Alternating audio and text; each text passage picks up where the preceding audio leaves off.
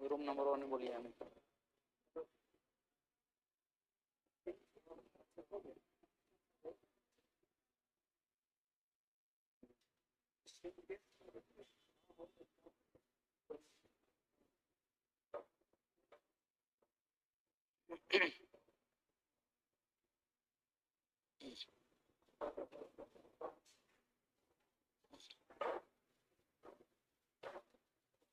चलिए सभी को गुड आफ्टरनून। जितने भी लोग लाइव जुड़ चुके हैं और शिवांगन की पाठशाला पर आप सभी का स्वागत है। तो जितने भी लोग एक बार लाइव जुड़ चुके हैं आप रिस्पॉन्ड कर देंगे, ऑडियो वीडियो सब कुछ क्लियर है या नहीं। चलिए आयुब जी गुड आफ्टरनून। ठीक है, चलिए सीपी, चलिए हाँ ठीक है, अब शिवांगन की बारी है। चलिए तो एक बार आप लोग जल्दी से कमेंट कर देंगे ऑडियो वीडियो सब कुछ प्रॉपर है या नहीं, फिर हम लोग शुरू करते हैं। चलिए ठीक है, आई थिंक क्लियर है। तो आज का जो टॉपिक हमारा है ये है इलेक्ट्रोस्टैट। इलेक्ट्रोस्टैट देखिए टॉपिक इसलिए भी लिया गया है क्योंकि कुछ लोग, जैसे आप लोग ऑफलाइन क्लास भी रेगुलर कर रहे थे और आप लोग का जो आगे का पोर्शन चल रहा था मैकेनिक्स, तो आप लोग के लिए भी कोई दिक्कत ना हो, ये बिल्कुल नया टॉपिक है और जो लोग नए हैं उनके लिए भी कोई दिक्कत इसमें नहीं हो। तो इलेक्ट्रोस्टैटिक जो है इसको हम लोग हिंदी में क्या बोलते हैं, स्थिर वैद्युतिकी। तो सबसे पहले आप लोग बताइए कि इलेक्ट्रोस्टैट से आप क्या समझते हैं, इलेक्ट्रोस्टैट किसको बोलते हैं, सबसे पहले आप बताएंगे कमेंट करके। चलिए जल्दी से बताइए इलेक्ट्रोस्टैट से आप क्या समझते हैं। तो देखिए सब लोग जो है इलेक्ट्रिसिटी जरूर पढ़े होंगे।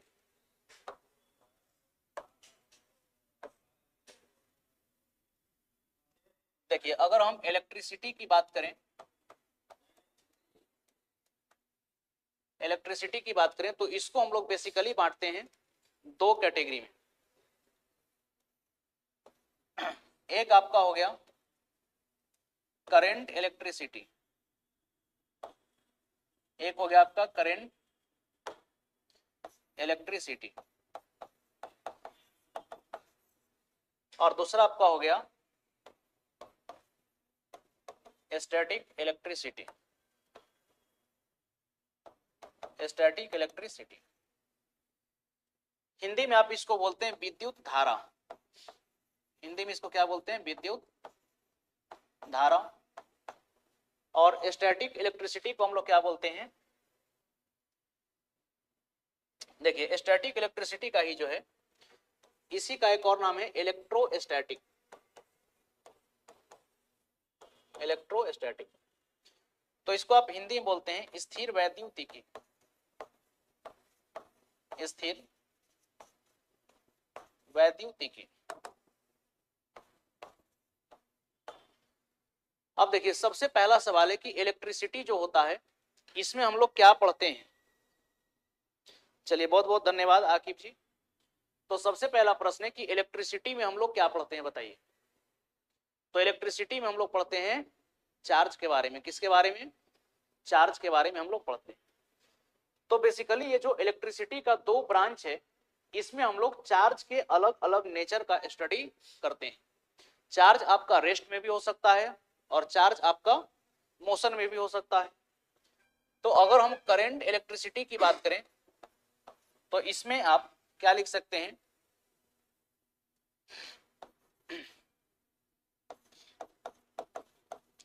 Motion charge is studied. यानी कि इसमें जो हम चार्ज का स्टडी करते हैं ये चार्ज किसमें होता है, मोशन में। अगर चार्ज आपका गतिमान है तो इसके स्टडी को हम क्या नाम देंगे, करंट इलेक्ट्रिसिटी। जैसे मान लीजिए कि अगर हम बोले कि इस वायर में करंट फ्लो कर रहा है तो करंट का मतलब क्या फ्लो कर रहा है, इलेक्ट्रॉन, तो इलेक्ट्रॉन इसमें लगातार क्या कर रहा है, मूव कर रहा है, तो इस ब्रांच को हम बोलेंगे इलेक्ट्रिक करंट या फिर करंट इलेक्ट्रिसिटी। लेकिन अगर हम रेस्ट चार्ज का स्टडी करते हैं, रेस्ट चार्ज यानी कि चार्ज जो है किसमें हो, रेस्ट में, जैसे बचपन में आप लोग एक्सपेरिमेंट किए होंगे कि पेन को या फिर कंघी को जो है बाल में रगड़ते थे और फिर पेपर में इसको सटाते थे, तो वो क्या होता था, चिपक जाता था।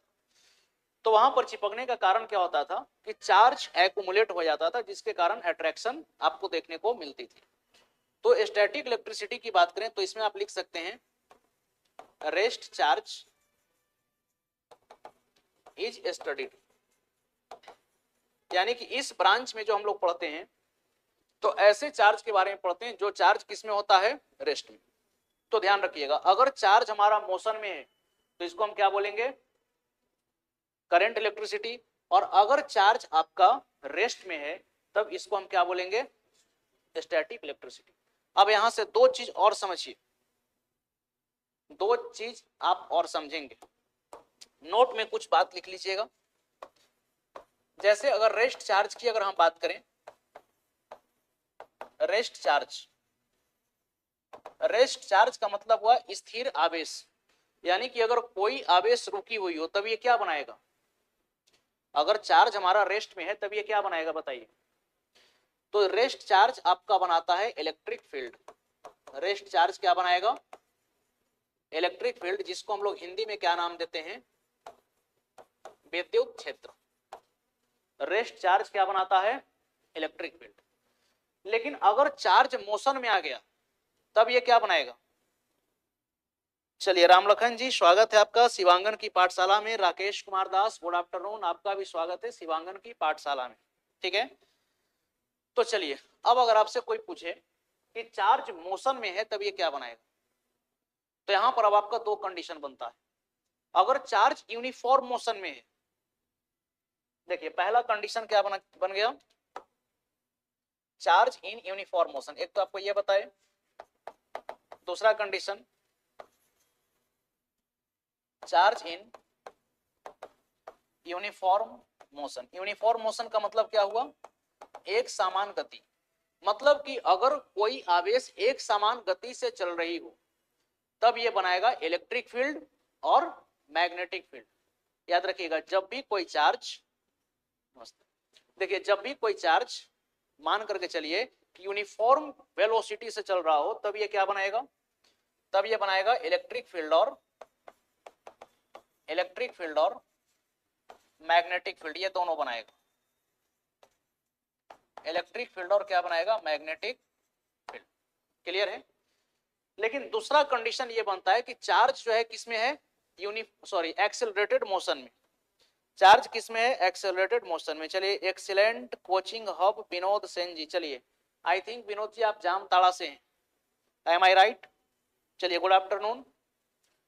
चलिए अब तीसरा कंडीशन जो बनता है चार्ज का, वो ये कंडीशन बनेगा कि चार्ज जो है एक्सेलरेटेड हो। चार्ज कैसा हो, एक्सेलरेटेड हो। एक्सेलरेटेड चार्ज समझ रहे हैं, मतलब जिसकी वेलोसिटी लगातार क्या हो रही हो, बदल रही हो, तब एक्सेलरेटेड चार्ज आपका क्या बनाएगा, तो ये इलेक्ट्रिक फील्ड भी बनाएगा, इलेक्ट्रिक फील्ड भी बनाएगा, इसके अलावा मैग्नेटिक फील्ड भी बनाएगा,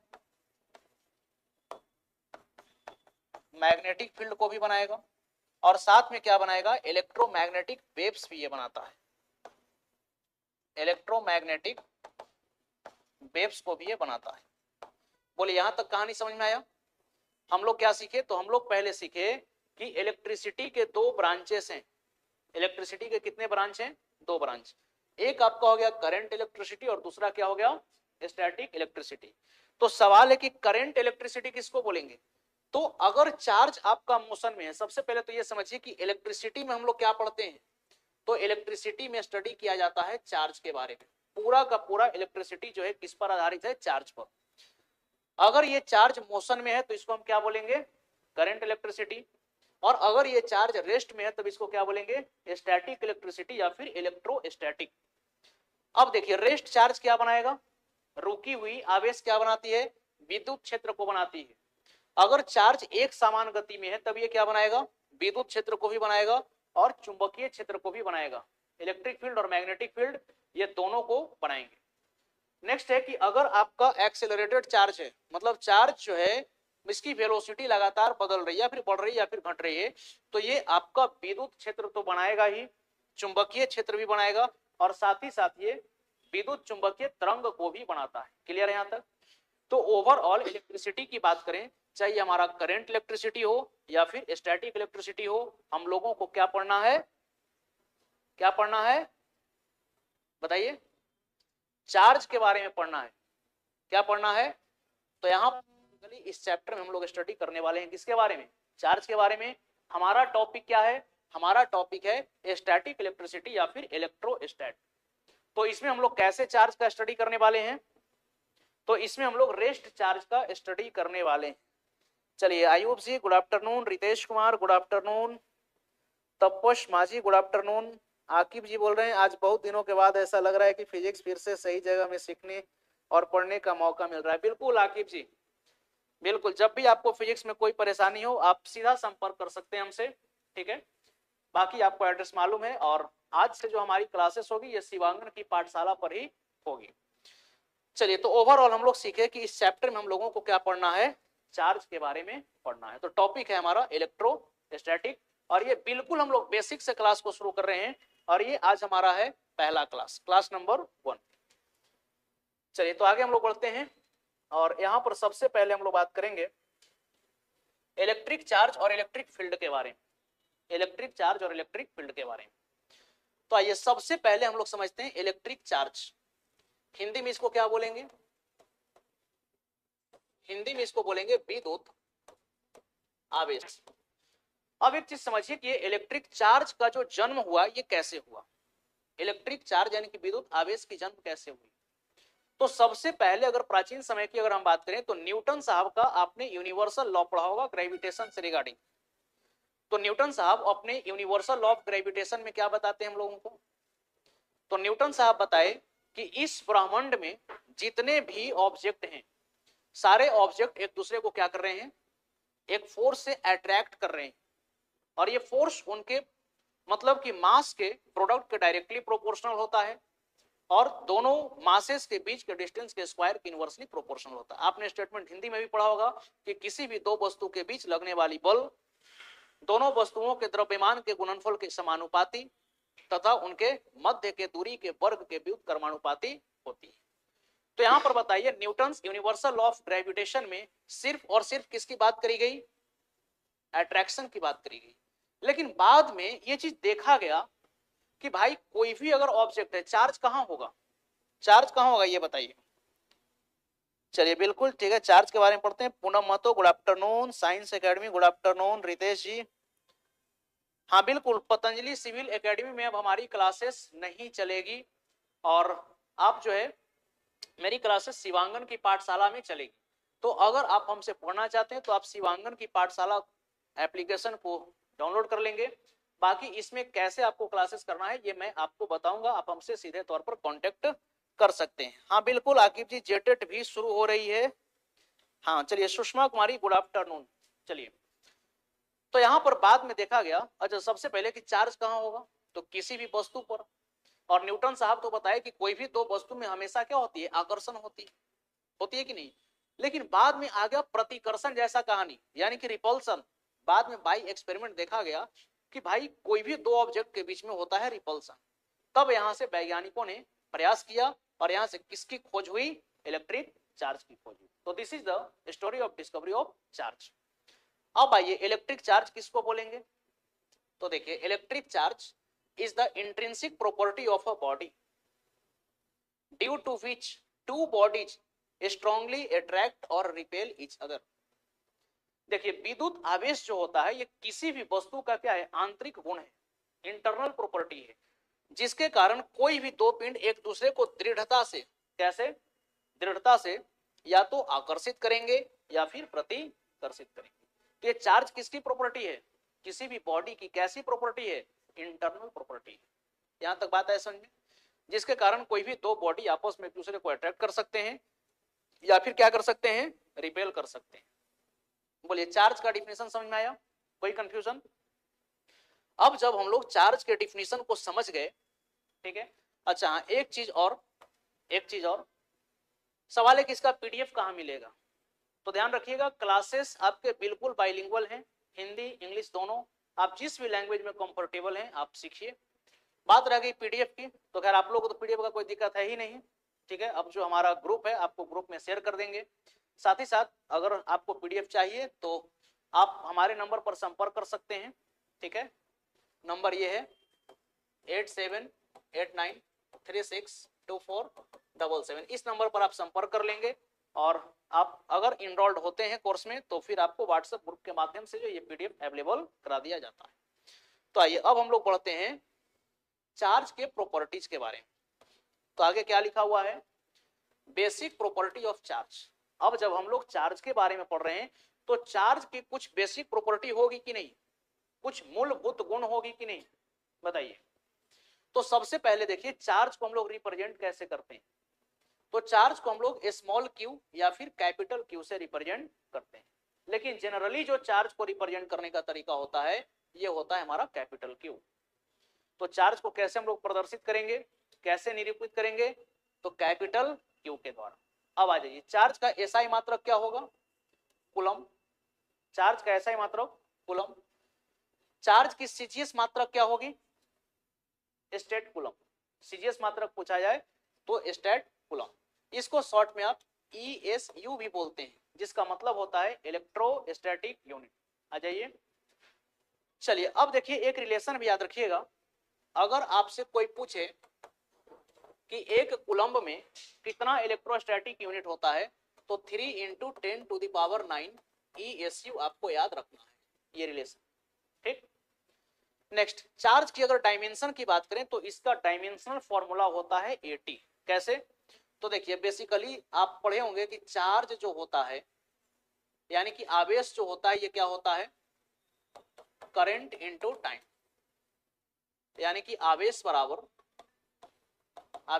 क्या होगा, तो ये हो जाएगा विद्युत धारा गुणा में समय। अब एक बात बताइए, करंट जो है क्या ये फंडामेंटल यूनिट है, ये मूल राशि है, मूल इकाई है, तो इसका डायमेंशन क्या हो जाएगा ए, और समय का डायमेंशन क्या होता है टी। तो चार्ज का डायमेंशन टी। चार्ज कैसा क्वांटिटी है, स्केलर क्वांटिटी है। स्केलर को हिंदी में हम लोग क्या बोलते हैं, तो इसको कही जाती है अदिश राशि। इसको हम लोग क्या कहते हैं, अदिश राशि। बताइए स्केलर क्वांटिटी किसको बोलते हैं, अदिश राशि किसको बोलते हैं। सर सहायक आचार्य का रिवीजन क्लास करवा दीजिए प्लीज, ठीक है, प्रयास करूंगा, ठीक है। चलिए, तो अदिश राशि उसको बोलते हैं ऐसी भौतिक राशि जिसमें केवल क्या हो, परिमाण हो, जिसमें केवल मैग्नीट्यूड हो, डायरेक्शन नहीं हो। साथ ही साथ जो वेक्टर्स के ट्रायंगल ऑफ एडिशन को नहीं फॉलो करते उनको हम स्केलर क्वांटिटी बोलते हैं। यानी कि अगर इसको आप जोड़िएगा तो ये अलजेब्रा की तरह ऐड हो जाएगा। जैसे एक बात बताइए, अगर हम आपसे पूछें कि 2 + 3 कितना होता है बताइए, तो आप बोलेंगे 2 + 3 5 होता है। लेकिन ये 2 + 3 5 कैसे होता है, जब आप इसको अलजेब्रा की तरह जोड़ रहे हैं तब। लेकिन अगर इसमें वेक्टर का गणित लगाइएगा तो 2 + 3 1 भी हो सकता है, 2 + 3 5 भी हो सकता है, कम से कम 1, ज्यादा से ज्यादा 5, ठीक है। चूंकि आप पढ़े होंगे कि मैक्सिमम रिजल्टेंट जो होता है ये दोनों वेक्टर के सम के बराबर होता है, और जो मिनिमम रिजल्टेंट होता है वो दोनों वेक्टर के डिफरेंस के बराबर होता है। तो ये जो है अलजेब्रा की तरह ऐड हो जाता है, इसीलिए कैसा क्वांटिटी है, स्केलर। अब देखिए बचपन से आप पढ़ते आए होंगे कि चार्ज के 2 प्रकार होते हैं। चार्ज कितने प्रकार के होंगे, 2, एक पॉजिटिव और दूसरा निगेटिव। चार्ज का 2 प्रकार, आ जाइए, कौन देख लीजिए, कौन नहीं, ऊपर हो रहा है, ऊपर चले जाइए। देखिए, तो चार्ज के 2 प्रकार है, पहला पॉजिटिव और दूसरा कौन सा है, निगेटिव। अब देखिए लाइक चार्ज अगर है तो इसमें क्या होगा, रिपल्सन यानी कि प्रतिकर्षण। लाइक चार्ज में कभी भी अट्रैक्शन नहीं होती। लेकिन अगर चार्ज अनलाइक है, अनलाइक कहने का मतलब कि एक पॉजिटिव और दूसरा निगेटिव, तब इसमें क्या होगा, अट्रैक्शन होगा, आकर्षण। बाकी अगर 2 पॉजिटिव चार्जेस हैं तो इसमें सिर्फ और सिर्फ रिपल्सन, 2 निगेटिव चार्जेस हैं तो इनके बीच में भी सिर्फ रिपल्सन होगा। यहां तक क्लियर है। चलिए आगे आ जाइए। नेक्स्ट क्या है, देखिए minimum value of electric charge is equal to charge on an electron और प्रोटॉन। इसका क्या मतलब है? तो देखिए, कोई अगर पूछे कि चार्ज कैसे बना हुआ है, कोई अगर आपसे पूछे कि आवेश कैसे बनी हुई है, तो याद रखिएगा चार्ज इलेक्ट्रॉन और प्रोटॉन से ही बनते हैं। चार्ज किससे बनते हैं? इलेक्ट्रॉन और प्रोटॉन से ही बनते हैं। और कोई आपसे पूछे कि कम से कम चार्ज क्या होगा, आवेश की न्यूनतम मान बताइए, मिनिमम वैल्यू ऑफ चार्ज क्या होगा, तो हम बोलेंगे कि चार्ज का कम से कम वैल्यू वही होगा जो चार्ज एक इलेक्ट्रॉन या फिर एक प्रोटॉन पर होता है। कम से कम चार्ज का वैल्यू जो चार्ज एक इलेक्ट्रॉन या एक प्रोटॉन पर होगा वो चार्ज की कम से कम वैल्यू होती है। अच्छा, एक इलेक्ट्रॉन पर कितना चार्ज होता है? तो minus of 1.6 into 10 to the power minus 19 coulomb. एक प्रोटॉन पर कितना चार्ज होगा? तो plus of 1.6 into 10 to the power minus 19 coulomb. अगर इलेक्ट्रॉन है तो निगेटिव में, प्रोटॉन है तो पॉजिटिव। बोलिए क्लियर यहां तक कहानी? तो किसी भी वस्तु पर न्यूनतम आवेश की मान क्या होगी? एक इलेक्ट्रॉन या एक प्रोटॉन के मान के बराबर। आ रहा है बात समझ में? कोई कंफ्यूजन? आपको क्या करना है बता दे रहे हैं, जो भी लोग नए हैं, ठीक ना। देखिए, आपको एक प्रॉपर नोट्स जरूर बनाना है, और नोट्स बनाना है अपने हाथों से, ठीक है, और वही नोट्स आपका सबसे बेहतर भी होगा। अब आ जाइए, आगे लिखा हुआ है electric charge is always integral multiple of charge of electron. इसका क्या मतलब हुआ? इसका मतलब है कि विद्युत आवेश हमेशा इलेक्ट्रॉनों के गुणज में होते हैं। विद्युत आवेश हमेशा इलेक्ट्रॉनों के गुणज में होते हैं। देखिए, इसीलिए इसको हम लोग बोलते हैं कि चार्ज क्या होता है? चार्ज क्वांटाइज्ड होता है। अब जैसे बताइए कि अगर हम आपसे बोलें कि इस क्लास में कितने लोग उपस्थित हैं, तो आप कहिएगा 50 लोग आए हैं, 100 लोग आए हैं, 30 लोग आए हैं, 35 लोग आए हैं, 37 लोग आए हैं। क्या ऐसा कहिएगा क्या 25.5 लोग आए हैं सर? नहीं सर, 29.5 लोग हैं सर, आधा लोग और आ रहे हैं, ऐसा कभी बोलते हैं? क्लास में जब भी कोई आएंगे तो एक कंप्लीट स्टूडेंट आएंगे, आएंगे कि नहीं? अब देखिए, सबसे कम से कम जो चार्ज होगा, सब कम से कम जो चार्ज होगा ये 1 कूलम का चार्ज होगा। कम से कम चार्ज कितना होगा? 1 कूलम का। यानी कि आप बोलेंगे कि minus of 1.6 into 10 to the power minus 19, मतलब सॉरी, अगर एक इलेक्ट्रॉन है तो इसमें कितना charge? Minus of 1.6 into 10 to the power minus 19 coulomb. क्योंकि किसी भी वस्तु पर कम से कम कितना इलेक्ट्रॉन रह सकता है? 1 इलेक्ट्रॉन। अब 2 इलेक्ट्रॉन हो गया तब, तो हम बोलेंगे कि 2 इलेक्ट्रॉन का मतलब minus of 3.2 into 10 to the power minus 19 coulomb. आप कहिएगा 3 इलेक्ट्रॉन हो गया तब इसका मतलब हो जाएगा minus of 4.8 into 10 to the power minus 19 coulomb. अब कोई अगर हमसे बोले कि क्या minus of 1.7 into 10 to the power minus coulomb का चार्ज होगा क्या? तो हम बोलेंगे बिल्कुल नहीं। हम बोलेंगे बिल्कुल नहीं, ये पॉसिबल नहीं है। क्यों पॉसिबल नहीं है? क्योंकि जब भी चार्ज का निर्माण होगा तो उसमें कम से कम 1 इलेक्ट्रॉन पार्टिसिपेट करेगा। यानी कि जब भी इलेक्ट्रॉनों की भागीदारी होगी तो पूरे के पूरे इलेक्ट्रॉन भागीदार लेते हैं उसमें, यानी कि पूरे के पूरे इलेक्ट्रॉन मिलते हैं। आधा इलेक्ट्रॉन नहीं होता। इलेक्ट्रॉन कभी भी डेसिमल में, फ्रैक्शन में, इन सारी चीजों में नहीं होता। तो इसीलिए हम लोग बोलते हैं कि जब भी कोई चार्ज बनेगा तो चार्ज का मान हमेशा किसमें होगा? इलेक्ट्रॉनों के गुणज में। तो इसको हम लोग बोलते हैं Q बराबर Ne। Q बराबर N। एन यहां पर क्या है? तो एन का कुछ भी वैल्यू हो सकता है, 1 2 3 4 डॉट डॉट डॉट समथिंग, ठीक है। और इसी को हम बोलते हैं कि चार्ज क्या होता है? चार्ज होता है हमारा क्वांटाइज्ड। चलिए, तो जितने लोग ऑनलाइन में जुड़े हुए हैं, अगर आपको समझ में आ रहा है तो एक बार जो है आप कमेंट करके जरूर बताएंगे। हाँ बिल्कुल राकेश जी, इसमें वेक्टर जो है मैग्नीट्यूड, डायरेक्शन, साथ ही साथ ट्रायंगल ऑफ एडिशन को भी फॉलो करता है। चलिए रहमान जी, गुड आफ्टरनून। चलिए ठीक है, थैंक यू रहमान जी। अब आइए, चार्ज की जो नेक्स्ट प्रॉपर्टी है, इसमें लिखा हुआ है total charge of an isolated body remains conserve. अच्छा, आइसोलेटेड बॉडी का मतलब क्या हुआ? जैसे आप दोनों यहां पर बैठे हुए हैं तो आप दोनों आइसोलेटेड हैं, मतलब समझे? मतलब आप लोग अलग अलग हैं, ठीक है ना। आइसोलेटेड का मतलब अलग अलग वस्तु। तो देखिए लिखा हुआ है कि total charge of an isolated body remains conserve, यानी कि यहां पर चार्ज कंजर्वेशन की बात करी जा रही है। It can neither be created nor be destroyed. देखिए, अभी तक आप एनर्जी, सॉरी हाँ, अभी तक जो है आप एनर्जी कंजर्वेशन को पढ़े थे। Law of conservation of energy, उसमें आप क्या पढ़े कि energy can neither be created nor be destroyed, it can only be transferred from one form to another, यानी कि ऊर्जा को न तो उत्पत्ति की जा सकती है ना ही ऊर्जा की विनाश होती है, ऊर्जा को केवल एक रूप से दूसरे रूप में बदला जा सकता है, ऊर्जा को एक रूप से दूसरे रूप में बदला जा सकता है। तो उसी प्रकार से चार्ज है, चार्ज की भी उत्पत्ति नहीं होती, चार्ज की भी विनाश नहीं होती। आप कहिएगा कि चार्ज का मतलब क्या, तो चार्ज का मतलब इलेक्ट्रॉन या प्रोटॉन। तो जब ये नेचर बना तो जितने इलेक्ट्रॉन या प्रोटॉन बने बस उतने ही हैं, इलेक्ट्रॉन और प्रोटॉन रोज बनते और गायब नहीं होते हैं। आई बात समझ में?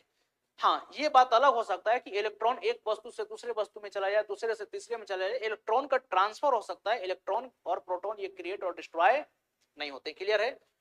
अब देखिए, कहता है कि total charge of an isolated body remains conserve, यानी कि किसी भी पृथक वस्तु या फिर पृथक निकाय की आवेश हमेशा संरक्षित होती है, किसी भी पृथक वस्तु या पृथक निकाय की आवेश हमेशा क्या होती है, संरक्षित होती है। अब इसका मतलब समझिए, तो जैसे सपोज कीजिए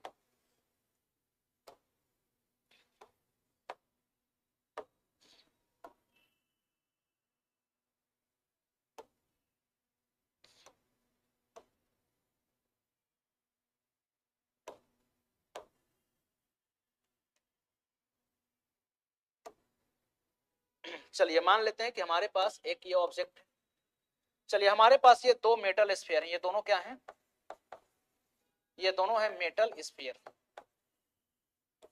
ये दोनों मेटल स्फीयर हैं, ठीक।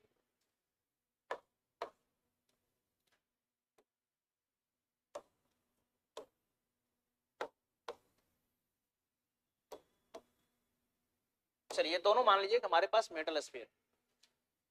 अगर रेडियस की बात करें तो मान लीजिए कि इसका रेडियस r है और इसका भी रेडियस कितना है, r है, ठीक।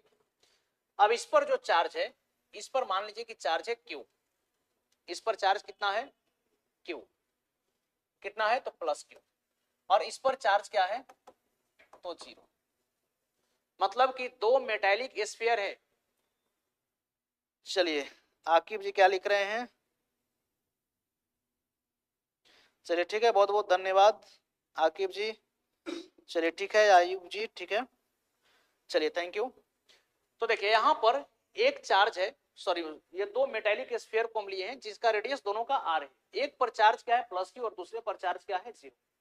अब देखिए हम क्या किए कि हम ये दोनों बॉडी को आपस में सटा दिए, दोनों को हम आपस में क्या किए, सटा दिए।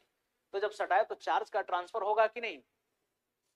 तो यहां पर हम देखें कि इस पर जो है हो गया चार्ज प्लस q/2 और इस पर चार्ज हो गया माइनस q/2, रेडियस तो आपका वही रहेगा। अब बताइए इसका क्या मतलब है, इसका क्या मतलब है।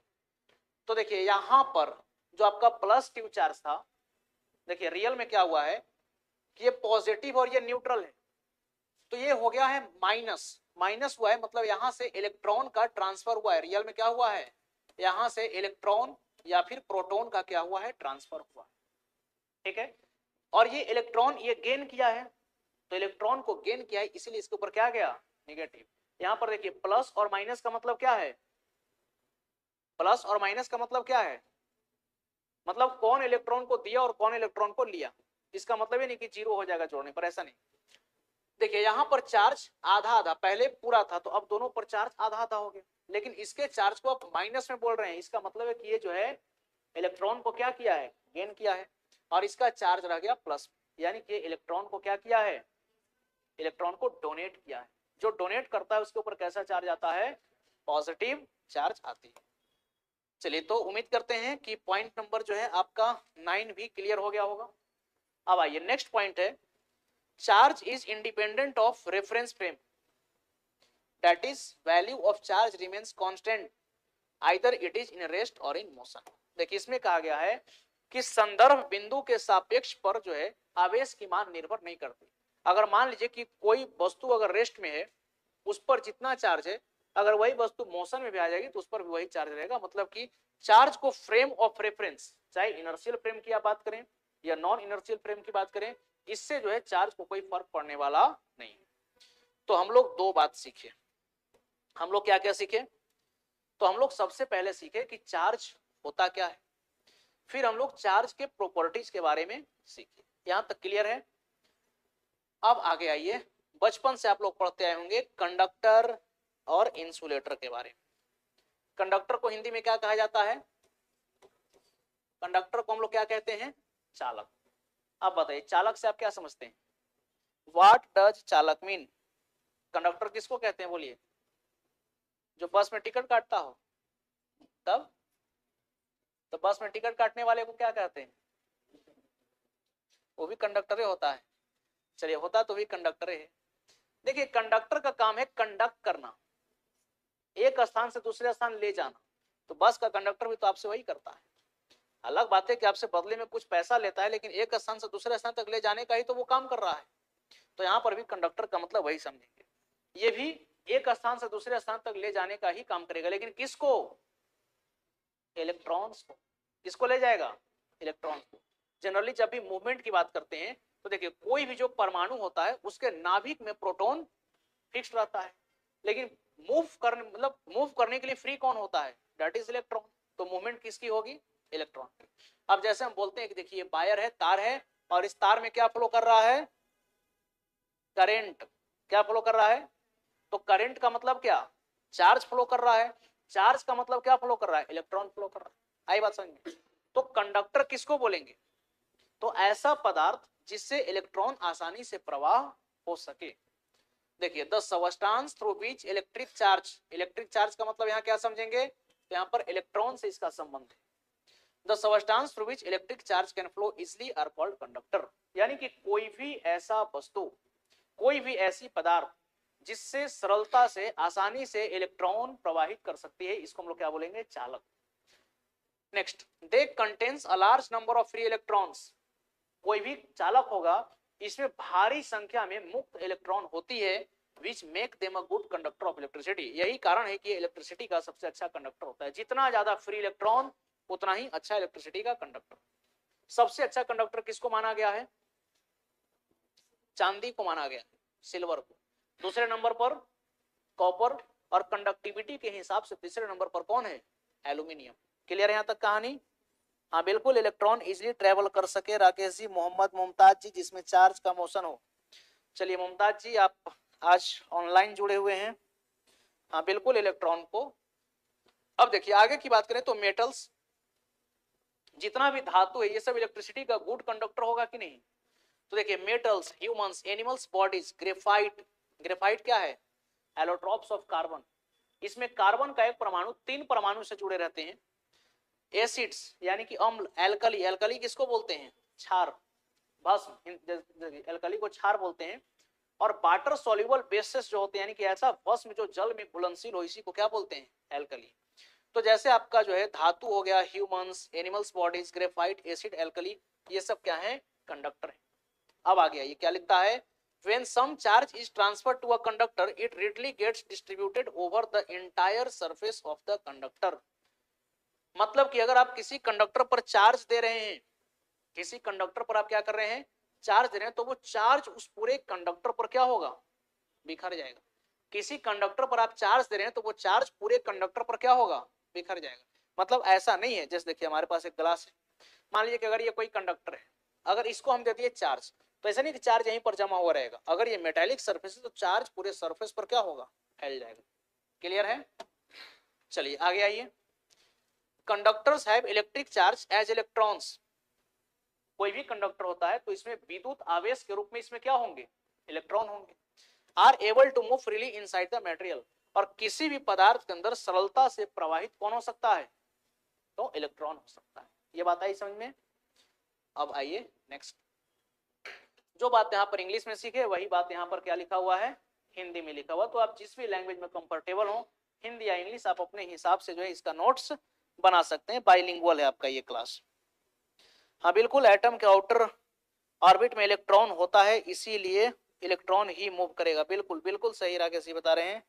मोहम्मद मुमताज बता रहे हैं कि सर मैं अभी 6 to 8 की सेल्फ प्रिपरेशन कर रहा हूँ। चलिए हाँ ठीक है, सहायक आचार्य की आपकी एग्जामिनेशन भी है, एग्जाम देकर ऑफलाइन क्लास ज्वाइन कर लूंगा। हाँ बिल्कुल, ठीक है, एड्रेस ध्यान में रखिएगा। अब आपको शिवांगन की पाठशाला आना है, उमा आर्केड बिल्डिंग में। चलिए, तो ये हिंदी में हो गया। अब आइए, इंसुलेटर किसको बोलेंगे? तो इंसुलेटर का मतलब है the substance through which the electric charge can not flow easily are called insulator. यानी कि कोई भी ऐसा पदार्थ जिससे विद्युत आवेश प्रवाह नहीं कर सके, इसको आप क्या बोलेंगे? कुचालक बोलेंगे। अब जैसे देखिए, यहाँ पर तार है, इसको हम छू रहे हैं, करंट मारा? क्यों नहीं मारा? क्योंकि उसके ऊपर प्लास्टिक का कोटिंग है, और प्लास्टिक क्या है? Bad conductor of electricity. Bad conductor of electricity इसीलिए बोले क्योंकि ये इलेक्ट्रॉन को फ्लो होने नहीं देगा। In the atom of such substance electrons of the outer shell are tightly bound to the nucleus। देखिए, ऐसे पदार्थों में क्या होते हैं कि जो बाहरी कक्षा में जो भी इलेक्ट्रॉन उपस्थित होते हैं, ये नाभिक से बहुत मतलब स्ट्रांगली अट्रैक्टेड होते हैं, क्योंकि किसी भी परमाणु के भीतर इलेक्ट्रॉन को होल्ड करके रखने का काम कौन करता है? किसी भी परमाणु के भीतर इलेक्ट्रॉन को होल्ड करके रखने का काम कौन करता है? प्रोटॉन, जो कि न्यूक्लियस में होता है। तो अगर बहुत ज्यादा अट्रैक्शन का फोर्स लगेगा तो इलेक्ट्रॉन मूव कर पाएगा? नहीं। और जब इलेक्ट्रॉन नहीं मूव कर पाएगा, ये कैसा कंडक्टर हो जाएगा? Bad conductor. Due to the absence of free charge carriers, this substance offers high resistance to the flow of electricity through them. और चूंकि यहाँ पर जो ये चार्ज कैरियर्स है, फ्री नहीं है मूव करने के कारण, इसलिए यहाँ पर इनकी प्रतिरोधकता जो होती है काफी उच्च होती है, और उच्च प्रतिरोधकता के कारण जो है इनसे आवेश प्रवाह नहीं होती है। यानी कि इसका मतलब है कि विद्युत धारा जो है प्रवाहित नहीं होगी। Most of the non metals, यानी कि जितने भी आपके अधातु हो गए, जैसे आपका ग्लास, डायमंड। देखिए, अधातु की अगर हम बात करें तो जैसे आपका ऑक्सीजन, नाइट्रोजन, ये सब क्या है? बैड कंडक्टर ऑफ इलेक्ट्रिसिटी है। डायमंड, पोर्सेलियन, पोर्सेलियन समझते हैं, जो चीनी मिट्टी का बना हुआ फ्यूज आता था, उसकी बात करी गई है। प्लास्टिक, नायलॉन, लकड़ी, माइका, ये सब क्या है? इंसुलेटर है। अब यहाँ पर लिखा हुआ है कि if some charge is put on insulator it stays at the same place. देखिए, मेटल के केस में क्या था, कंडक्टर के केस में क्या था कि अगर आप उस पर चार्ज डाले तो वो चार्ज पूरी तरह से सरफेस पर क्या हो रहा था? फैल जा रहा था। लेकिन अगर इंसुलेटर है कोई चीज, तो उस पर आप जहां पर चार्ज को डाल देंगे वो चार्ज फैलेगा नहीं, बल्कि वो चार्ज वहीं पर रुका हुआ रहेगा। क्लियर है यहाँ तक? चलिए, तो ये जो बात आप सीखे, ये सेम चीज यहाँ पर हिंदी में लिखी गई। ठीक है, तो आप नोट्स अगर बनाएंगे, तो अगर आप इंग्लिश लैंग्वेज में कंफर्टेबल हैं तो आप इसको इंग्लिश में बना लेंगे, बाकी अगर आप हिंदी में कंफर्टेबल हैं तो आप इसको हिंदी में बना सकते हैं। आगे आइए, हम लोग बात करते हैं मेथड ऑफ चार्जिंग के बारे में। देखिए, इलेक्ट्रिक चार्ज हम लोग समझ लिए, कंडक्टर, इंसुलेटर समझ लिए। अब सवाल है कि किसी भी वस्तु को हम चार्ज कैसे कर सकते हैं। ठीक है, मेथड्स ऑफ चार्जिंग के बारे में। चलिए थोड़ा सा देखें, बोतल बढ़ाइए।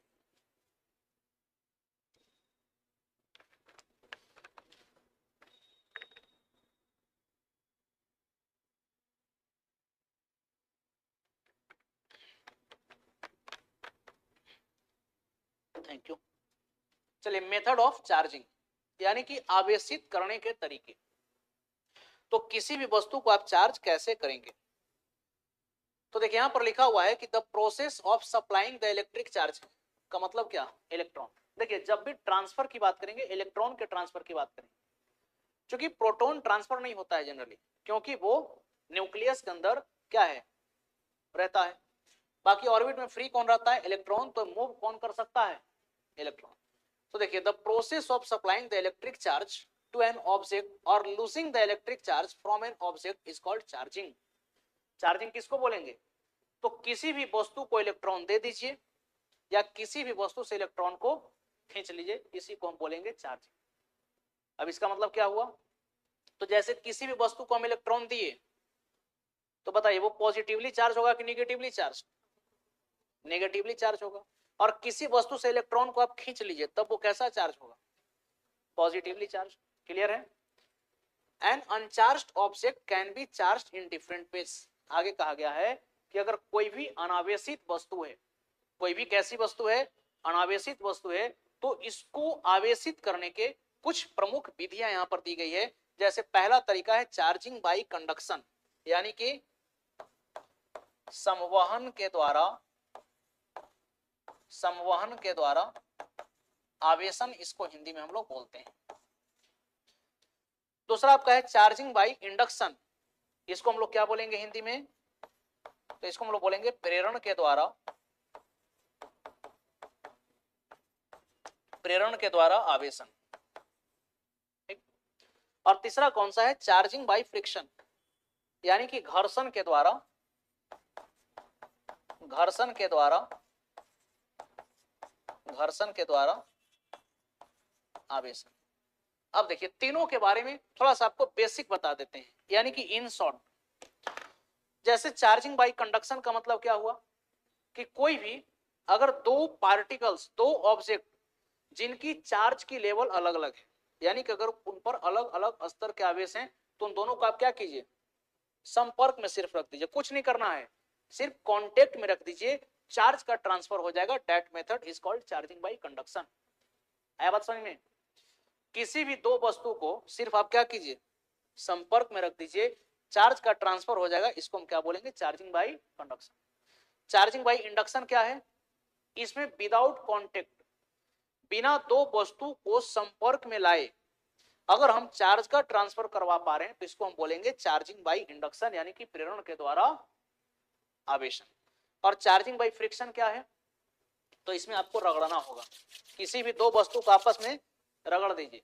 अब जैसे मान लीजिए कि हमारे पास एक ग्लास रॉड है, और जब उसको सिल्क के क्लॉथ पर आप रगड़िएगा तो ग्लास के रॉड पर कैसा चार्ज आएगा, पॉजिटिव, क्योंकि ग्लास का रॉड अपना चार्ज क्या करेगा, खो देगा, तो अपना चार्ज दिया है तो वो किस में आ जाएगा, पॉजिटिव। आप किसी को पैसा देते हैं, पॉजिटिव में रहते हैं कि निगेटिव में? देखिए सच्चाई बोल दी, निगेटिव, सच्चाई बोल दी। और यही होता भी है, अगर आप किसी को पैसा दे दिए तो आप भले सोचेंगे हम पॉजिटिव में, लेकिन आप तो है निगेटिव में। लेकिन यहाँ पर ऐसा नहीं सोचना है, यहाँ पर आप सोचिए कि अगर जैसे ग्लास के रॉड को रगड़े तो ग्लास का रॉड जो है अपना चार्ज दे दिया किसको, सिल्क को, तो ये किस में हो गया, ग्लास का रॉड पॉजिटिव। लेकिन सिल्क क्लॉथ चार्ज को ले लिया है तो ये किस में हो जाएगा, नेगेटिव में। आया समझ में? चलिए तो अब एक एक करके इसको हम लोग डिस्कस कर लेते हैं। सबसे पहला है चार्जिंग बाय कंडक्शन। देखिए इस इमेज को थोड़ा सा गौर से देखिए, ठीक है, इस पर हम नहीं लिख सकते हैं, थोड़ा सा पीपीटी जो है बहुत पुराना वर्जन का है, इसको अगर छेड़ेंगे ना तो फिर ये आप नहीं समझ पाएंगे। थोड़ा सा इस इमेज को आप देख लीजिए गौर से। यहाँ पर क्या है कि देखिए एक रॉड है, चलिए एक आयरन का ही रॉड मान लीजिए। अब इस पर देखिए खाली कैसा चार्ज है, निगेटिव। ये जो छोटा छोटा आपको डैश लाइन जो दिख रहा है ये सब कैसा चार्ज है, तो निगेटिव चार्ज है। अब ये जो आपका स्फीयर था, देखिए अभी इस पर कोई चार्ज है, गौर कीजिएगा, कोई चार्ज नहीं है। लेकिन जैसे ही इसके संपर्क में आए, जैसे ये सटा, जैसे ही क्या हुआ, सटा, तो सटते के साथ इस पर बताइए नेगेटिव चार्ज आया कि नहीं। तो अगर किसी भी दो वस्तु को हम संपर्क में ला रहे हैं और संपर्क में लाने से अगर उनके बीच आवेश की स्थानांतरण हो रही है, that method is called charging by conduction, यानी कि संवहन के द्वारा आवेश। आपको एक प्रैक्टिकल मतलब एग्जांपल बताते हैं। आपने कंटेनर देखा होगा जिसमें पेट्रोल कैरी किया जाता है, देखें पेट्रोल गाड़ी को, तो पेट्रोल ढोने वाली जो कंटेनर होती है, ठीक है, जैसे जो टैंकर होता है, उसमें गौर से देखिएगा तो जो टायर्स होते हैं उनके बीच में एक रॉड, एक लोहे का एक सिक्कड़ जैसा रॉड लटका हुआ रहता है। कभी नोटिस किए हैं? वो पूरी तरह से जमीन में टच नहीं करता है, पूरी तरह से जमीन में टच नहीं करता है, लेकिन जमीन से उसका संपर्क थोड़ा सा ही ऊपर रहता है। लेकिन वो ट्रक कंटेनर कभी भी अगर किसी ब्रेकर को पार करी या फिर गड्ढा आया तो वो संपर्क में आ जाएगी ग्राउंड से। तो देखिए होता क्या है कि जैसे कंटेनर में आप भर दिए पेट्रोल, आप भर दिए डीजल, बताइए ये सब हाईली इनफ्लेमेबल सब्सटेंस है कि नहीं, तुरंत आग लग सकती है। लेकिन सोचिए कि कंटेनर पेट्रोल लेकर के काफी हाई स्पीड से चल रही है रोड पर, तो हवा के घर्षण की वजह से कंटेनर में क्या जमा हो जाएगा, चार्ज, चार्ज जमा हो जाएगा कि नहीं। तो वो जो सिक्कड़ नीचे लगा हुआ रहता है वो जमीन से मतलब पूरी तरह से टच नहीं करता, लेकिन हाँ थोड़ा सा भी ब्रेकर वगैरह है तो वो एक बार टच जरूर कर लेगा। तो जैसे ही कंटेनर किसी ब्रेकर को पार करेगी या कहीं पर भी रोड में आया अप्स एंड डाउन, तो वहां पर वो आपका सिक्कड़ जो है या फिर जो रॉड है वो टच करेगी किससे, रोड के साथ, और रोड के साथ जैसे टच करेगी चार्ज का क्या हो जाएगा, ट्रांसफर हो जाएगा। इस तरह से खतरा क्या हो जाएगा, टल जाएगा। आया बात समझ में? तो यहां पर चार्ज का ट्रांसफर कैसे हो रहा है, चार्ज का ट्रांसफर कैसे हो रहा है,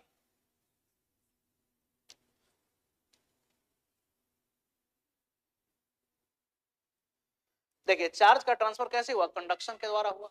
ऐसा समझिए। तो यहां पर आप देख सकते हैं कि पहले यहां पर कोई भी चार्ज नहीं था, गौर कीजिएगा, कोई चार्ज है नहीं।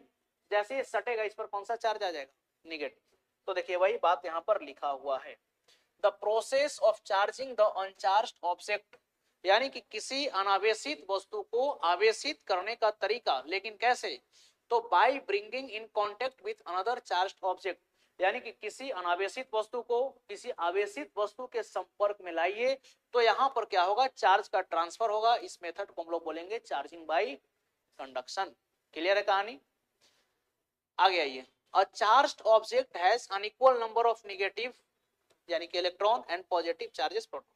देखिए जो ऑब्जेक्ट चार्ज्ड होगा इसमें इलेक्ट्रॉन और प्रोटॉन की संख्या क्या होगी, बराबर नहीं होगी।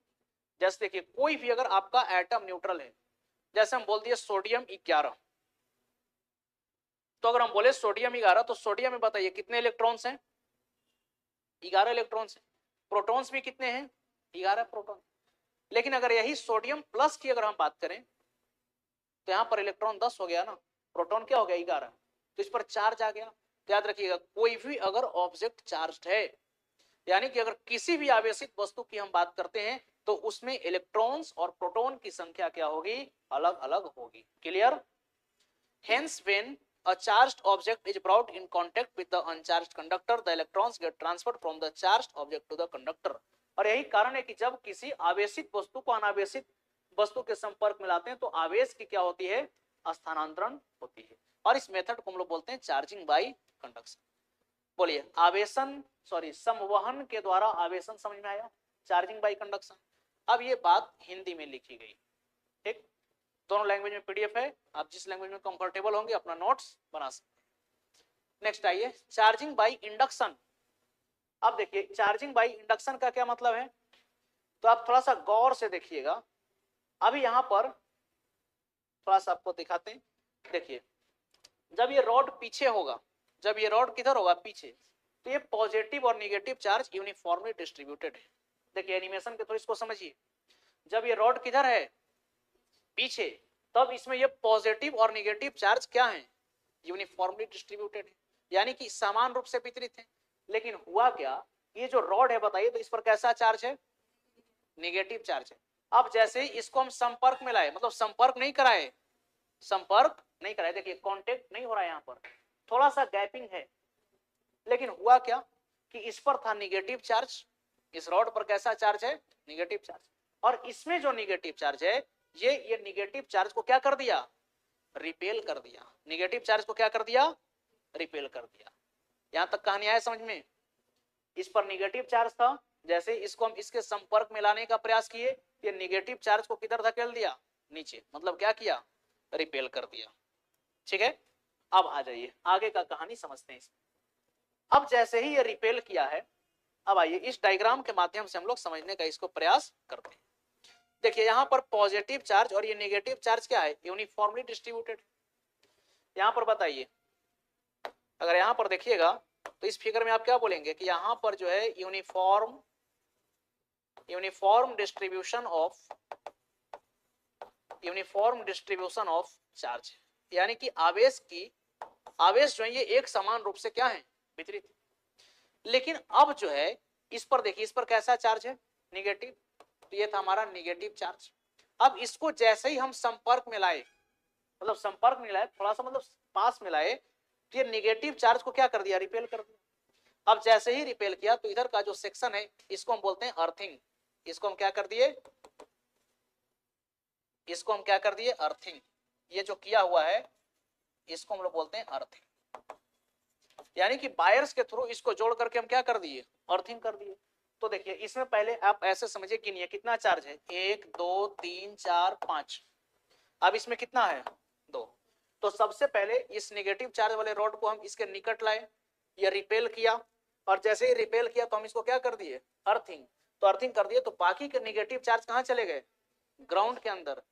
फिर जो इसको हटाइए और यहाँ से जो है अर्थिंग वगैरह को हटा दीजिए, तो देखिए इसमें सिर्फ और सिर्फ क्या बच गया, पॉजिटिव चार्ज बच गया, पॉजिटिव चार्ज बच गया। नेगेटिव चार्ज को हटा दिया कि नहीं, लेकिन क्या इसमें संपर्क हुआ, नहीं, विदाउट कॉन्टेक्ट। तो यही बात लिखी गई है, the process of charging the uncharged object by bringing another charged object near to it, यानी कि किसी अनावेशित वस्तु के समीप किसी आवेशित वस्तु को लाकर आवेशन की जो प्रक्रिया होगी इसी को हम बोलेंगे प्रेरण के द्वारा आवेशन। देखिए बट नॉट टचिंग इट, यहाँ पर टच नहीं कराना है, इसी को बोलते हैं चार्जिंग बाय इंडक्शन। क्लियर है? अब देखिए अगर इसको देखेंगे तो ये बात जो आपको डायग्राम तो समझा दिए, बाकी स्टेटमेंट सिर्फ यहाँ पर हिंदी में लिखा गया है। नेक्स्ट आपका है चार्जिंग बाय फ्रिक्शन। फ्रिक्शन में कुछ दिमाग नहीं लगाना है।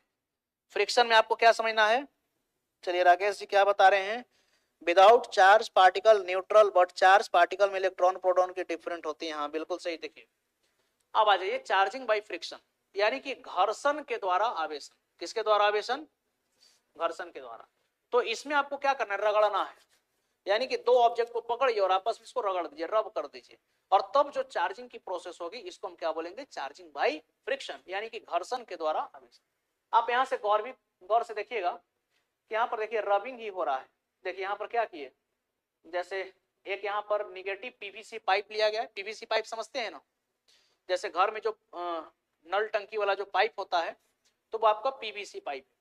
तो पीवीसी पाइप को एक पॉजिटिव रैक के ऊपर क्या कर दिए हम, रगड़ दिए। देखिए पहले इसमें सारा पॉजिटिव चार्ज था, देखिए इसमें सारा कैसा चार्ज है, पॉजिटिव। अब इसको देखिए जैसे ही रगड़ दिए इसमें कैसा चार्ज आ गया, नेगेटिव चार्ज भी आया कि नहीं। तो देखिए वही बात यहाँ पर लिखा हुआ है। देखिए when an object is rubbed over another object, जब किसी एक वस्तु को दूसरे वस्तु के ऊपर रगड़ा जाता है, the electron gets transfer, तब इस स्थिति में इलेक्ट्रॉन का क्या होता है, ट्रांसफर होता है एक वस्तु से दूसरे वस्तु। This transfer of electron takes place due to friction between the two objects, और ये यहाँ पर जो आवेश का या फिर इलेक्ट्रॉन्स की जो ट्रांसफर हुई ये कैसे हुई, फ्रिक्शन के कारण हुई, रबिंग के कारण। The object that transfer electron loses negative charge and the object that accepts electron gains negative charge। यहां पर कह रहा है कि जो ऑब्जेक्ट इलेक्ट्रॉन को छोड़ा उस पर कैसा चार्ज आएगा, इलेक्ट्रॉन को जो लूज कर देगा कैसा चार्ज, पॉजिटिव, और जो इलेक्ट्रॉन को गेन कर लेगा कैसा चार्ज, नेगेटिव। क्लियर है? Hence the object that gains extra electron becomes negatively charged, जो एक्स्ट्रा इलेक्ट्रॉन लेगा नेगेटिव चार्ज होगा, और जो अपना लूज करेगा ये कैसा चार्ज होगा, पॉजिटिव चार्ज। और इस प्रकार से जो चार्ज का ट्रांसफर हुआ इसको हम बोलेंगे चार्जिंग बाय फ्रिक्शन। बोलिए क्लियर है यहां तक? चलिए तो जितने भी लोग लाइव जुड़े हुए हैं, चाहे एप्लीकेशन के माध्यम से, एप्लीकेशन में भी जो है आई थिंक 20-25 लोग हैं, और बाकी यूट्यूब में भी जितने लोग जुड़े हुए हैं, आप सभी लोग कमेंट करके बताएंगे यस और नो। अगर समझ में आ रहा है तो आप लोग यस लिखेंगे, यस लिखेंगे अगर आपको समझ में आ रहा है। आइए ये बात हिंदी में लिखी गई है। अच्छा जैसे इसी में आप समझ लीजिए, देखिए यहां पर क्या है, एक रबर का रॉड समझ लीजिए, ये फर है, इसको हम आपस में क्या किए, इस प्रकार से रगड़े, तो रगड़े तो देखिए इस पर कैसा चार्ज आ गया, नेगेटिव, इस पर कैसा चार्ज आ गया, पॉजिटिव। ये बड़ा कंफ्यूज करता है, ये दुखदाई भी होता है। तो ये इस कष्ट को हम लोग दूर कैसे करेंगे, जैसे अभी आप लोग थोड़ा देर पहले कंफ्यूज कर गए थे। अभी हम आपसे पूछे थे कि ग्लास के रॉड को सिल्क से रगड़े, बताइए पॉजिटिव किस पर, नेगेटिव किस पर, कंफ्यूज कर गए कि नहीं, ग्लास पर पॉजिटिव की सिल्क पर। तो ये जो है कष्ट को दूर करने का यहाँ पर भी एक उपाय है। आप इस टेबल को याद रखिए, टेबल को क्या कीजिए, याद रखिए। याद रखने का तरीका क्या है, तो आप इसको बार बार पढ़ेंगे, रिवाइज करेंगे तो ये चीज आपको याद हो जाएगी। चलिए ठीक है, अनुपमा कुमारी, चलिए यस सर, वैद्यनाथ पुराण जी, दैजी हीरो, शीला कुमारी, चलिए समझ में आ रहा है, वेरी गुड। यूट्यूब में देख लें, राकेश जी, सुषमा कुमारी, चलिए वेरी गुड। अब देखिए चार्जिंग बाय फ्रिक्शन का जो केस है, इसमें आपको एक चीज याद रखना है कि पॉजिटिव चार्ज किस पर आएगा और नेगेटिव चार्ज किस पर आएगा। तो ये पॉजिटिव चार्ज का कॉलम है और ये कैसा चार्ज का कॉलम है, नेगेटिव चार्ज का, और ये कॉलम कैसा है, पॉजिटिव चार्ज। अब देखिए यहां पर है ग्लास रॉड और दूसरा क्या है, सिल्क क्लॉथ। हम ग्लास के रॉड को सिल्क के क्लॉथ पर क्या कर रहे हैं, रगड़ रहे हैं, तब ग्लास के रॉड पर कैसा चार्ज आएगा, पॉजिटिव, और सिल्क क्लॉथ जो है इस पर कैसा चार्ज आएगा, नेगेटिव। देखिए फर या फिर कैट स्किन, ठीक है, फर और कैट यानी कि बिल्ली का जो खाल है, खाल या फिर बिल्ली की जो त्वचा है, अगर इसको आप रबड़ या फिर इबोनाइट रॉड से रगड़ेंगे तो इस पर आ जाएगा पॉजिटिव चार्ज, और रबड़ या फिर इबोनाइट रॉड पर कैसा आएगा, नेगेटिव। यानी कि ये लोग गेन कर लेते हैं। अब जैसे देखिए वुलन क्लॉथ, अगर इसको अम्ब और प्लास्टिक के किसी ऑब्जेक्ट से रगड़ेंगे तब भी चार्ज का ट्रांसफर होता है। वुलन क्लॉथ पर कैसा चार्ज, पॉजिटिव, और इसमें कैसा चार्ज, नेगेटिव। देखिए हमको जो है ठंड के दिन में बहुत शौक लगता है, ठीक है, और दरअसल होता क्या है कि जैसे यहाँ पर देखिए एल्यूमिनियम का गेट है, आप देख पा रहे हैं, ठीक, आप भी एक्सपीरियंस किए होंगे, क्योंकि हम लोग का आदत होता है कि हम लोग कोचिंग आएंगे तो हम लोग को बैठने के लिए मिलता है चेयर, और हम लोग चेयर पर आराम से बैठ रहे हैं, ठीक है, अगर आधा घंटा 1 घंटा बैठ गए चेयर पर, फिर उठ करके चल दिए क्लास, अचानक से आएंगे गेट को करेंगे पुश, ठंडा का दिन है, हम पहने हुए हैं स्वेटर, तो जैसे ही हम स्वेटर अगर पहने हुए हैं तो हमारे पास क्या है, चार्ज का एक्युमुलेशन है। अब जैसे ही आप टच कीजिएगा किसी प्लास्टिक के ऑब्जेक्ट को या फिर इस टाइप के दरवाजे को, तो यहाँ पर चार्ज का क्या होगा, घट से ट्रांसफर होगा, और आप देखिएगा कई बार तो आवाज भी करता है, चिड़िक करता है कि नहीं, स्पार्क्स भी क्रिएट होता है, तो वहां पर क्या हुआ, चार्ज का ट्रांसफर, यानी कि उल्लेन वस्तु पर पॉजिटिव चार्ज आएगा, यानी कि आपकी स्वेटर इलेक्ट्रॉन को क्या करेगी, लूज करेगी, ठीक है, और जो प्लास्टिक ये सब गेन कर लेंगे। पॉजिटिव चार्ज का मतलब इलेक्ट्रॉन को लूज कर रहा है, और नेगेटिव चार्ज का मतलब कि वो ऑब्जेक्ट इलेक्ट्रॉन को गेन कर रहा है। ड्राई हेयर और कॉम्ब, ये सबने एक्सपेरिमेंट किया होगा, कंघी को लेकर के बाल में क्या करते थे, रगड़ते थे, फिर कागज को चिपकाते थे, तो आपके बाल पर कैसा चार्ज आया, पॉजिटिव, और कंघी पर कैसा चार्ज है, नेगेटिव। इलेक्ट्रॉन किसमें आया, इलेक्ट्रॉन किसमें आया, इलेक्ट्रॉन आया कंघी में, और इलेक्ट्रॉन लूज कौन किया, तो आपकी बाल, ड्राई हेयर, और ध्यान रखिएगा ये नहीं कि बाल में पूरा तेल लगा दिया और फिर रगड़ रहे, नहीं, बाल सूखा हुआ होना चाहिए। तो ड्राई हेयर में पॉजिटिव चार्ज और कंघी में आपका आ जाएगा negative charge. Next woollen carpet और अगर रबड़ के शूज के बीच अगर देखिएगा चार्ज का ट्रांसफर, तो यहां पर क्या है कि इस पर आएगा पॉजिटिव चार्ज और इस पर कैसा आएगा, नेगेटिव चार्ज। तो मैं कहूंगा कि इस टेबल को आप याद रखिए, क्यों याद रखिए, एक क्वेश्चन बनने की प्रबल संभावनाएं होती है, कंफ्यूज आप कर जाइएगा, पहले ही आपको हम बता रहे हैं, फिर बाद में हमको दोष मत दीजिएगा, इसलिए इसको रट्टा मार लीजिए, इसको 10 बार लिखिए कॉपी में, जैसे बचपन में डिक्टेशन लिखते थे कि नहीं, हम लोग स्कूल जाते थे तो हम लोग का होता था डिक्टेशन, तो हिंदी के शब्द को डिक्टेशन लिखवाया जाता था, तो हिंदी में तो बहुत गलती होता था, तो गुरुजी पनिशमेंट देते थे कि इसको 25-25 बार लिखो, हम लोग उसको 25-25 बार लिखते थे, तो वही काम करना है, इसको याद रखिए, एक क्वेश्चन बनने की संभावना होती है और हम कंफ्यूज कर जाते हैं कि किसमें पॉजिटिव किसमें नेगेटिव, तो इसको ध्यान में आप रखेंगे। चलिए, तो उम्मीद करते हैं, मुझे फिजिक्स बहुत टफ लगता है, चलिए बिल्कुल नहीं लगेगा टफ, अच्छा सर से जुड़ने के बाद इसी लगने लगा, चलिए ऐसा नहीं, देखिए फिजिक्स क्या है, तो फिजिक्स का मतलब आप एक लाइन में समझ लीजिए, physics is nothing but feel. जिस दिन आप फिजिक्स को महसूस करना समझ जाएंगे, जिस दिन फिजिक्स आपके अंदर प्रवेश करने लगेगी, जिस दिन फिजिक्स आपको विवश कर दे कि नहीं हमको पढ़ो, उस दिन आपका फिजिक्स जो है क्लियर होने लगे। तो फिजिक्स को समझिए, फिजिक्स को सब्जेक्ट की तरह मत देखिए, फिजिक्स को आनंद कीजिए, मतलब एक एंजॉय की तरह, एक फीलिंग की तरह अगर आप फिजिक्स को पढ़ेंगे तो फिजिक्स बेहद आसान लगेगा। बाकी आप हमारे साथ लगातार जुड़े रहें, मैं आपको आश्वासन दिलाता हूं, हमारा पढ़ाने का तरीका जो होता है, हम मतलब बहुत ही बेसिक चीजों से लेकर के चलते हैं और एडवांस लेवल तक आपको लेकर के जाएंगे। आप लोग भी निरंतर क्लास पढ़ते आए होंगे तो आपको भी इस चीज का अनुभव होगा। और सबसे बड़ी बात है कि हम चीजों को बहुत ज्यादा खींचते नहीं है, चाहते तो इसमें आज बहुत कुछ बता देते आपको, लेकिन वो किसी काम का आपका नहीं रह जाता, तो थोड़ा थोड़ा पढ़िए, लेकिन वो चीज सेट होते जाना चाहिए। देखिए कहावत है कि देर आइए दुरुस्त आइए, कहावत क्या है, देर आइए मगर दुरुस्त आइए, तो इसको आप क्या करेंगे, याद रखेंगे। आगे आइए, अब यहाँ पर गोल्ड लीफ इलेक्ट्रोस्कोप, तो इसके बारे में हम लोग चर्चा करेंगे अगले क्लास में, बाकी इसका हिंदी है, और हमारा पढ़ने का जो तरीका होता है आपको हम बता दें, हम लोग कॉन्सेप्ट को सीखते हैं और फिर उससे संबंधित क्वेश्चन को लगाते हुए चलते हैं, फिर नए कॉन्सेप्ट को सीखेंगे, फिर क्वेश्चन को लगाएंगे, और जैसे ही हमारा चैप्टर कंप्लीट हो जाएगा फिर एक बार ओवरव्यू टाइप से एक पूरा क्वेश्चन जो है 50, 100, 150 जो भी होता है उसको हम लोग लगाते हैं। तो अब यहाँ पर कुछ क्वेश्चंस भी है, तो इसका पीडीएफ जो है आपको हम व्हाट्सएप ग्रुप के माध्यम से अवेलेबल करा देंगे, ठीक है, और जो लोग नहीं जुड़े आप संपर्क करके व्हाट्सएप ग्रुप में ऐड हो जाएंगे, इसका पीडीएफ व्हाट्सएप ग्रुप से डाउनलोड करेंगे, बाकी इसका नोट्स आप बनाएंगे, और इसमें जो भी क्वेश्चंस है, क्वेश्चंस को आप होमवर्क में बना करके आइएगा। हम लोग फिर जो है अगले क्लास में इलेक्ट्रोस्कोप की चर्चा करेंगे, इन सवालों की चर्चा करेंगे, और फिर हम लोग इलेक्ट्रिक फील्ड कूलॉम्स लॉ जैसे चीजों को डिस्कस करेंगे। चलिए ठीक है, तो आज के क्लास को हम लोग यहीं पर करते हैं समाप्त, फिर आपसे मिलते हैं अगले क्लास में। Thank you to all of you.